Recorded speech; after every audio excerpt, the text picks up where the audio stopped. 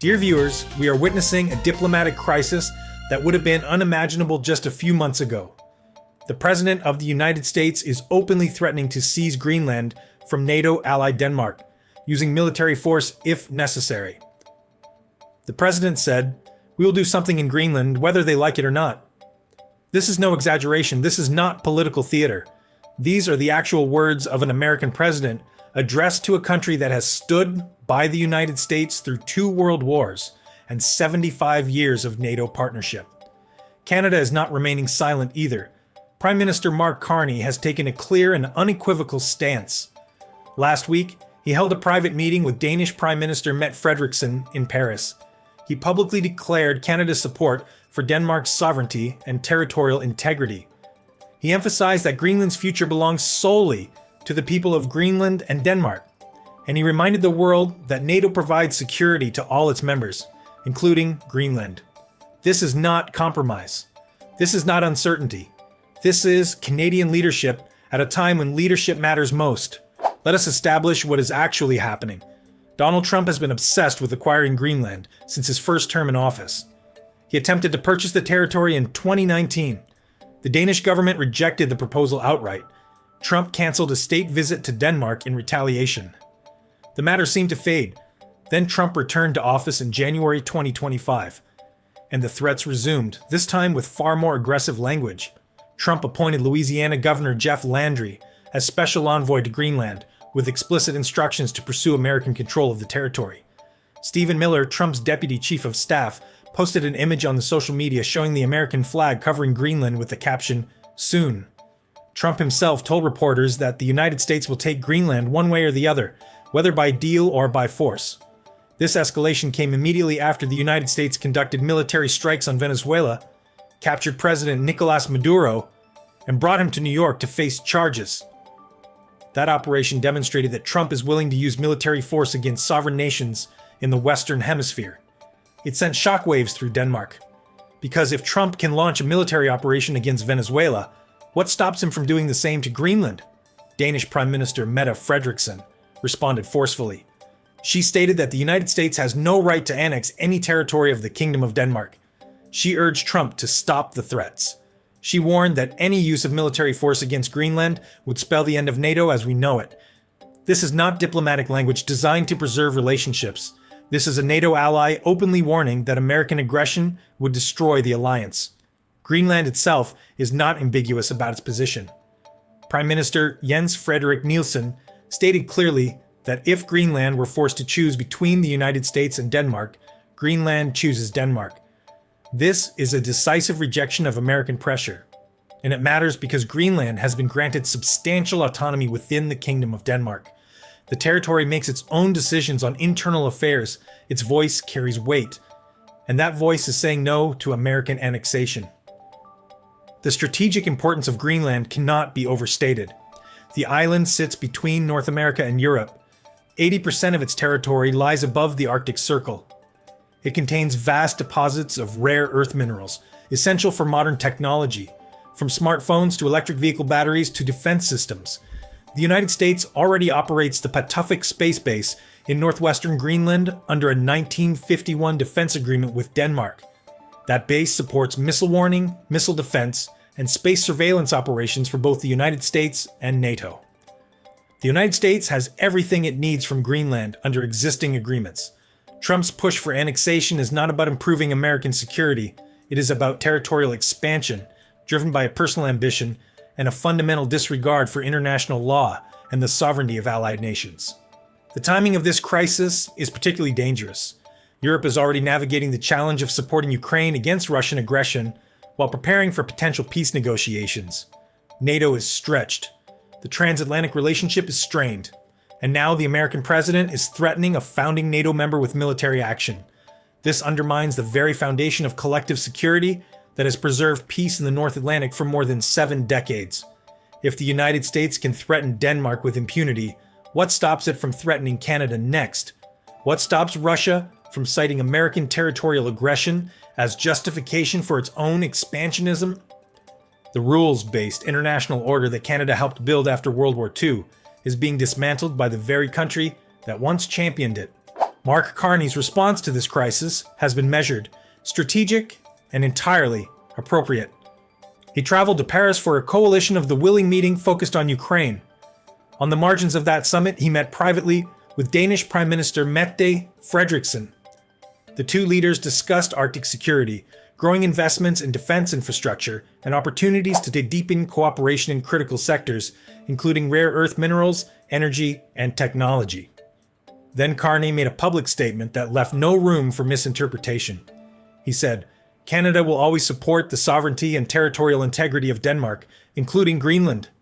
He emphasized that the future of Greenland is a decision for Greenland and Denmark exclusively. He framed Greenland's security within NATO's collective defense framework, stating clearly that NATO can and will provide security for all its members, Greenland included. This was not an isolated statement. Several European leaders issued a joint declaration alongside Frederiksen. France, Germany, Italy, Poland, Spain, and the United Kingdom all signed on to a statement affirming Greenland's sovereignty and reminding the United States of the 1951 Defense Agreement that already provides Washington with strategic access to Greenland. The declaration stated that Greenland belongs to its people and that decisions about Greenland's future rest solely with Denmark and Greenland.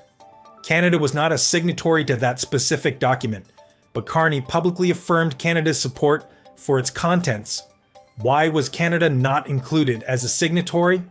The most likely explanation is timing and logistics. The European leaders were all physically present at the same summit. Canada's exclusion from the formal list does not diminish its commitment, which Carney made explicit.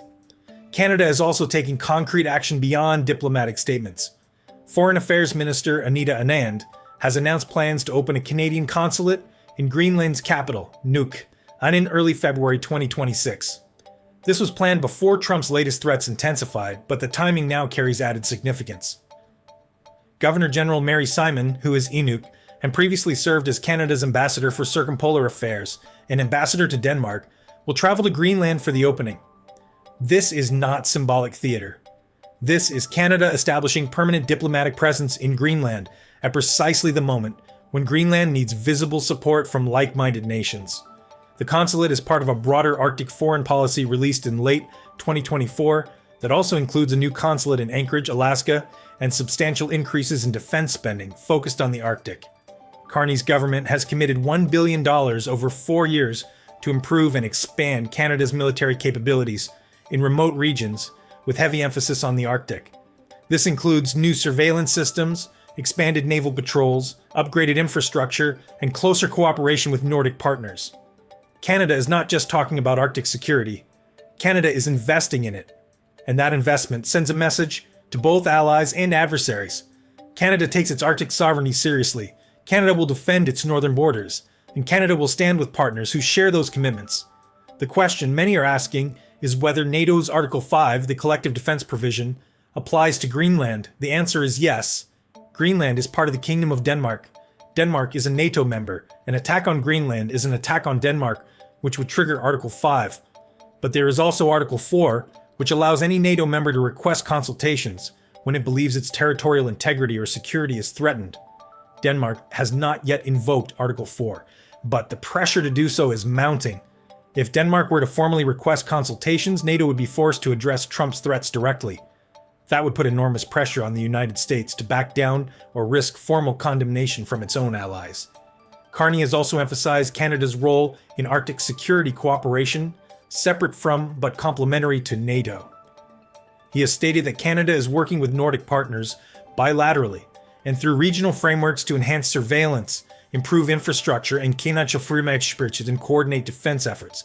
This is smart strategy. It creates multiple layers of security cooperation that do not depend entirely on NATO or on American participation. If Trump continues to undermine NATO, Canada and its European partners will have alternative structures in place to maintain Arctic security. The broader geopolitical context matters here as well. Russia is aggressively expanding its military presence along its Arctic coast. China is seeking greater access to Arctic resources and shipping routes. The Northwest Passage through Canadian waters is becoming more navigable due to climate change, raising questions about sovereignty and control. The Arctic is no longer a peripheral concern.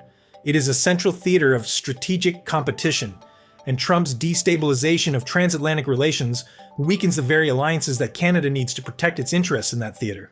Some will argue that Trump is correct to prioritize American security in the Arctic, and that Denmark lacks the military capacity to adequately defend Greenland against Russian or Chinese encroachment.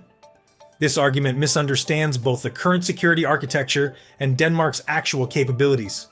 The United States already has access to everything it needs in Greenland under the 1951 Defense Agreement. American forces operate the Patuxent space base without restriction. If the United States requires additional installations or surveillance capabilities, Denmark has consistently granted such access as a trusted ally. There is no security gap that requires annexation to fill.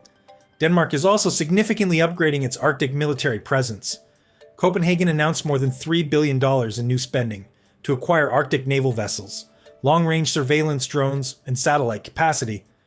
The Danish Joint Arctic Command, headquartered in Nuuk, conducts surveillance and sovereignty operations across Greenland. The elite Sirius Dog Sled Patrol enforces Danish sovereignty in the most remote Arctic wilderness. Denmark is not neglecting Greenland's defense. It is investing heavily in it. And through NATO, Denmark has the backing of the most powerful military alliance in history. Trump's claims about inadequate defense are a pretext for territorial expansion, not a legitimate security concern. This crisis will not end quickly. Trump has demonstrated that he does not respond to diplomatic pressure by moderating his behavior. He doubles down.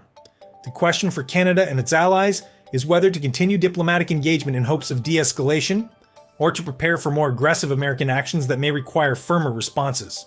Carney has chosen the right path, to state clearly where Canada stands, support Denmark and Greenland without ambiguity, invest in Arctic security capabilities, strengthen partnerships with Nordic nations and other like-minded allies, and maintain the option to escalate responses if Trump's threats turn into action.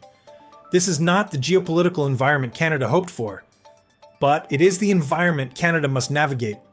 The United States under Trump is unpredictable, aggressive, and dismissive of international norms. That reality forces Canada to act with greater strategic independence than at any time since the end of World War II. Carney understands this. His response to the Greenland crisis demonstrates that understanding. Canada will not be bullied, Canada will not abandon its allies, and Canada will defend the principles of sovereignty, territorial integrity, and collective security that have underpinned its foreign policy for decades. Thank you for watching.